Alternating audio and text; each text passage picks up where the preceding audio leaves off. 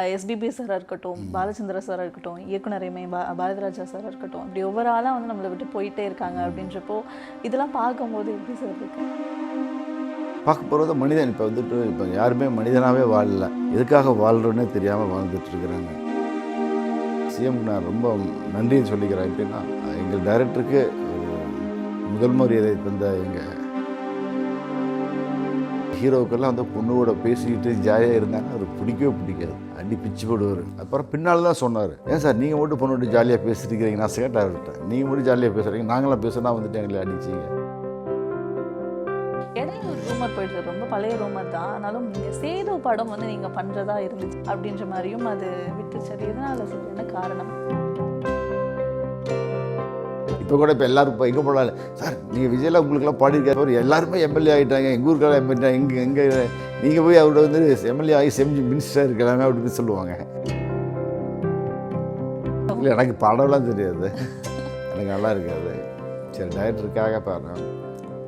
அத்தங்கர மரமே அரச மர இலையே ஆலமர கிளையே அதில் உறங்கும் குயிலே. Periyar Maniammai Institute of Science and Technology, Tanjavur. Civil engineering with specialization in GIS, remote sensing and more. எல்லா வானிலை மாற்றங்களுக்கும் பெஸ்டா இருக்கும் இந்த ரூபில் எக்ஸ்பெயின்ஸ். ஸ்வஸ்திக் விஷன்ஸ் பிரசன்ஸ் கேஜேஆரின் அங்கீகாரம் வெற்றி நடை போடுகிறது. பிஹைண்ட் டாக்கிஸ் நேயர்களுக்கு வணக்கம். இன்னைக்கு நம்ம கூட இணைஞ்சிருக்கோங்க ஆக்டர் விக்னேஷ் அவர்கள். வணக்கம் சார்.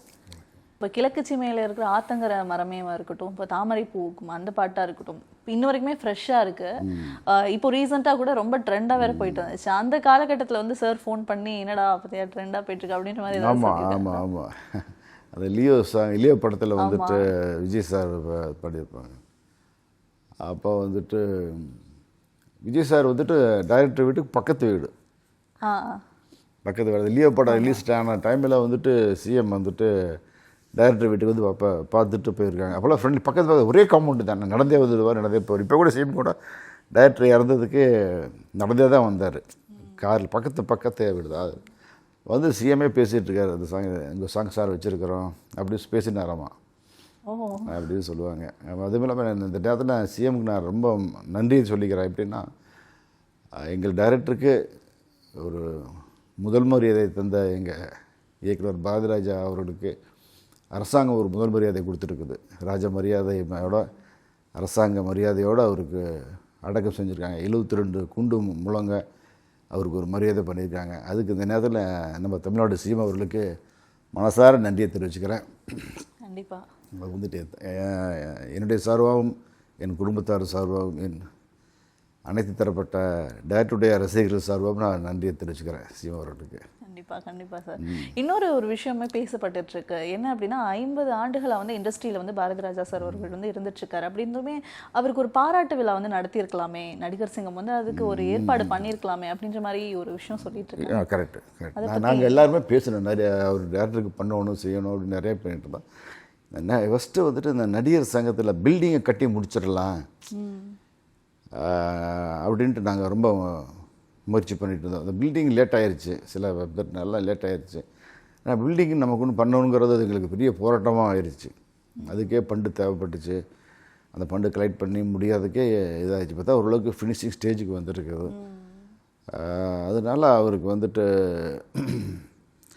அந்த பாராட்டு விழா செய்ய முடியல. கண்டிப்பாக நாங்கள் செய்வோம். அதுக்கான முயற்சிகளை நான் வந்துட்டு தலைவர் செயலாளர்கிட்டலாம் சொல்லி கண்டிப்பாக ஒரு பாராட்டு விழா நடிகர் மூலியமாக இந்த பேச்சு இடையிலாம் வந்துச்சா சார்? ஆமாம், கண்டிப்பாக வந்துச்சு. சரி, பண்ணலாம், கண்டிப்பாக பண்ணணும் அப்படின்லாம் வந்துச்சு. கண்டிப்பாக பண்ணுவோம். Okay sir. நீங்கள் என்கிட்ட இதுக்கு முன்னாடி ஒரு இன்டர்வியூவில் சொல்லியிருந்தீங்க, நான் வளர்ந்து வந்தப்போ விஜய், அஜித் அவங்க கூட தான் சேர்ந்து நடிச்சு வந்துட்டு இருந்தேன். ஏதோ ஒரு காரணம், ஏதோ ஒன்று வந்து மிஸ் பண்ணிட்டேன், அதனால தான் எனக்கு சில விஷயங்கள் வந்து கிடைக்காம போயிடுச்சு. ஸோ ரொம்ப ரெக்ரெட் பண்ணீங்கல்ல, அது இன்னுமே இருக்கா? ஆமாம், கண்டிப்பாக இருக்குது. இல்லாமல் எனக்கு வந்துட்டு நம்ம ஒரு இடத்துக்கு ரேஸில் இருந்து நம்ம விட்டுட்டோமே அப்படிங்கிற மாதிரி இருக்குது. பட் கடவுள் ஏதோ ஒரு சக்தி, ஒரு பவர் இருக்குது, நம்மளே மீறி ஒரு பவர் இருக்குதுங்க. அந்த பவர் அது மாதிரி தான் நம்ம பண்ணி ஆகணும். இப்போ வந்து பார்த்திங்கன்னா, நான் வந்துட்டு சினிமாவில் பெருசாக ஜெயிக்கலாம் கூட, ஒரு பிஸ்னஸ், குடும்பம், என் பொண்ணு அமெரிக்காவில் படிச்சுட்ருக்குது, பையன் படிச்சுட்டு இப்போ ஃபேக்ட்ரி பார்க்க வந்துட்டான், எல்லாமே ஓரளவுக்கு இருக்குது. சினிமாவில் எனக்கு இன்னும் ஜெயிக்கிறதுக்கு பயங்கர நம்பிக்கை இருக்குது, விடாமுயற்சிக்கிட்டு இருக்குது. என்னுடைய முயற்சி வீண் போகாது. இப்போ ஒரு படம் 3Kன்னு ஒரு படம் பண்ணிகிட்ருக்கிறேன். 3Kன்னா கனவு காதல் கல்யாணம்.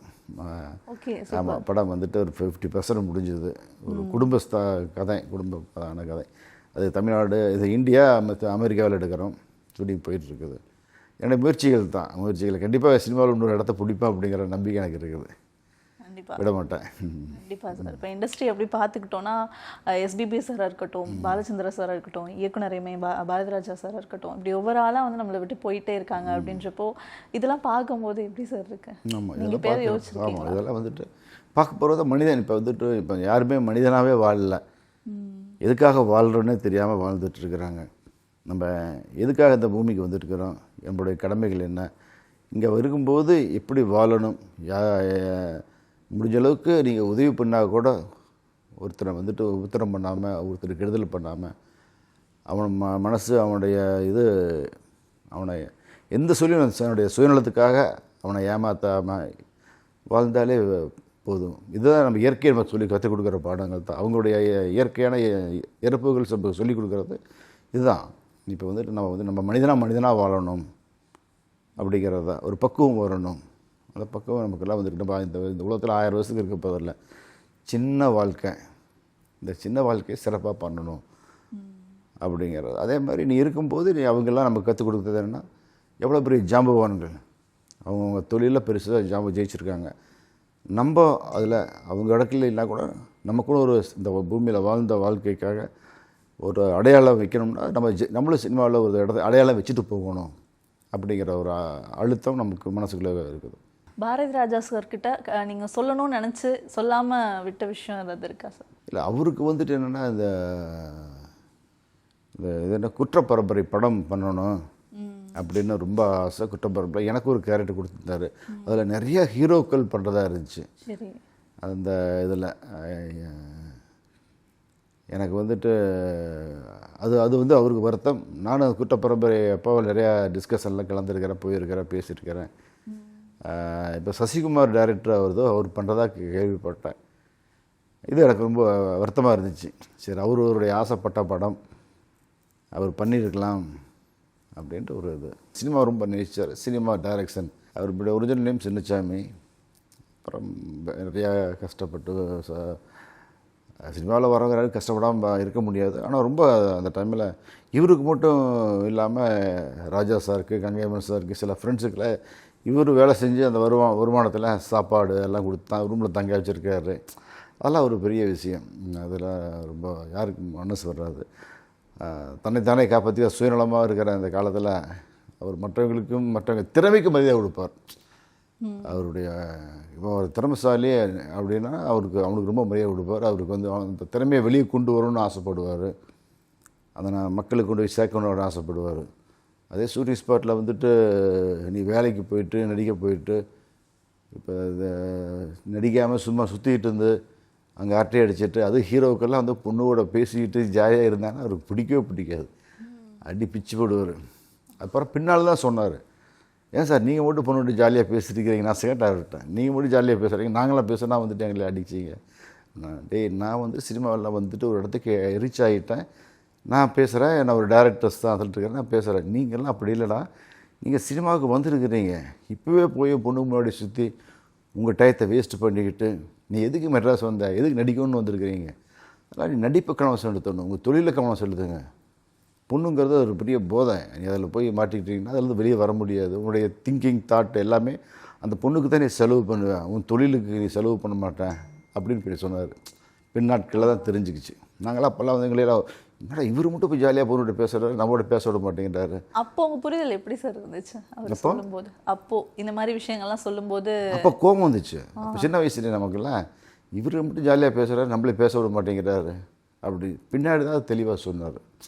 சொல்லும்போது அப்போ நமக்கு ஆஹா நம்ம புரிஞ்சுக்காம விட்டுட்டோமே, அதை கேட்டால் அப்படின்ட்டு. அப்புறம் தான் டைரக்டர்லாம் சொல்கிறத வச்சு தான் நான் வந்துட்டு அப்புறம் அத்தாலம் பண்ணுறம்போது தான் அப்போ நான் ஒரு பக்குவத்துக்கு வந்து நல்லா ஒரு அப்புறம் பிஸ்னஸ் பண்ணணும், செய்யணும். நான் அந்த பிஸ்னஸ் எல்லாம் பண்ணுறது அவருக்கு ரொம்ப பிடிக்கும். சரி பரவாயில்ல, நீ சினிமா மட்டும் டிபார்ட்மெண்ட் இல்லாமல் பிஸ்னஸ் எல்லாம் பண்ணுறேன் அப்படின்ட்டு. அவர் இன்ஸ்டியூட்டை கொஞ்சம் நாளே பார்த்துக்க வேண்டிய சந்தர்ப்பம் எனக்கு கிடச்சிது. நான் மட்டும் இல்லை, என் மிஸ்ஸஸும் அந்த இன்ஸ்டியூட்டை பார்த்துக்கிட்டாங்க. நான் விக்ரம் சாருடைய அக்கா எல்லோரும் நாங்கள் பார்த்துக்கிட்டோம். அப்போ வந்து என் குடும்பத்தில் வந்துட்டு ரொம்ப என் கூட மட்டும் இல்லை என் ஃபேமிலியோட ரொம்ப க்ளோஸாக பழகிற சந்தர்ப்பம் கிடைச்சது. அம்மாவோட, டைரக்டர்ஸோடைய ஒய்ஃபு கூட அவங்ககிட்டலாம் பழகிறது, என் ஃபேமிலியோட பழகிறதுக்கு ரொம்ப சான்ஸ் கிடைச்சிது. அப்போ ரொம்ப அம்மாவும் சொல்லுவாங்க, டைரக்டரை பற்றி, குடும்பத்தை பற்றிலாம் சொல்லுவாங்க.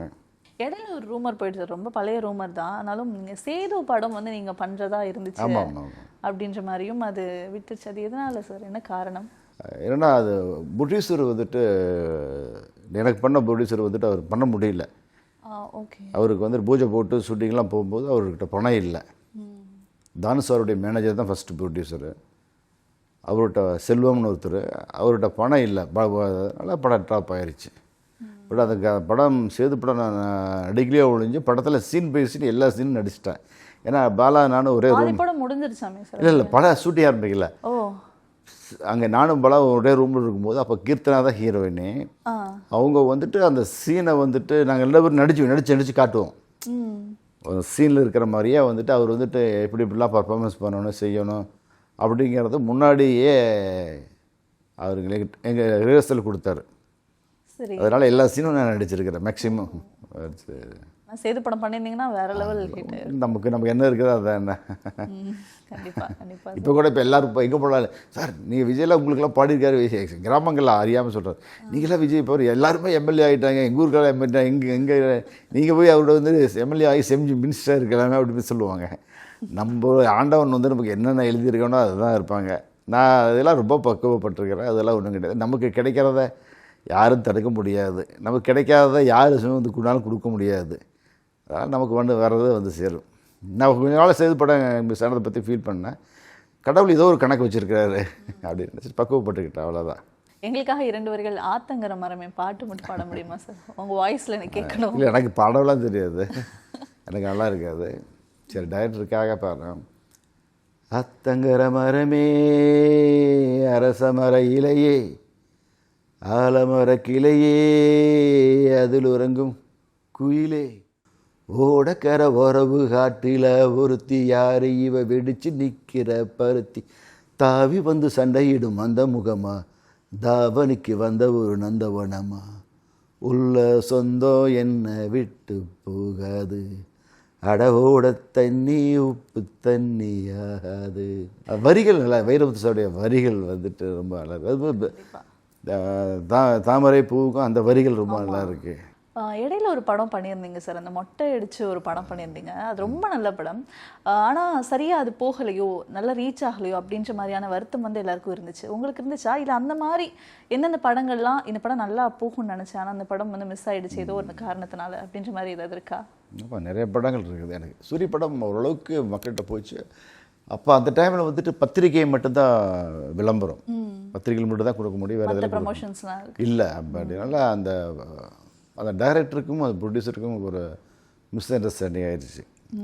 அது புது ப்ரொடியூசரு, அவரை வந்துட்டு இந்த டைரக்டர் ஒரு வார்த்தை சொல்லிட்டாரு, என்னால் இந்த பணத்தினால தான் உங்களுக்கு பேர் அப்படின்னு. இவர் வந்துட்டு நான் ஆல்ரெடி பணக்காரன்டா, நான் பென்ஸ் காரில் போயிட்டுருக்கிறேன் அப்படின்னு ஒரு ஈகோ இதாகிடுச்சு. அதனால அந்த ப்ரொடியூசர் வந்துட்டு விளம்பரத்தை அப்படியே நிப்பாயிட்டார். 35வது நாள் போயிட்டுருக்குது, 35 நாள் போயிருக்கு. அவங்க அப்போல்லாம் வந்துட்டு தினங்களில் பேப்பரில் பார்த்துட்டு தான் தியேட்டருக்கு வருவாங்க, பேசுவாங்க. எந்த தியேட்டரில் படம் ஓடுது என்ன ஏது அப்படி தான் வருவாங்க. கிராமங்கள் எல்லாம் போய் டிக்கெட்டில் உட்காந்து பேப்பர் பார்த்துட்டு அப்படி தான் வருவாங்க. டக்குன்னு அப்படியே நிப்பாயிட்டார். நிப்பாட்டோன்னே 2-3 நாளில் அப்படியே எவ்வளவோ சொல்லி பார்த்தா பேப்பரில் விளம்பரம் கொடுக்க மாட்டேன்ட்டார்.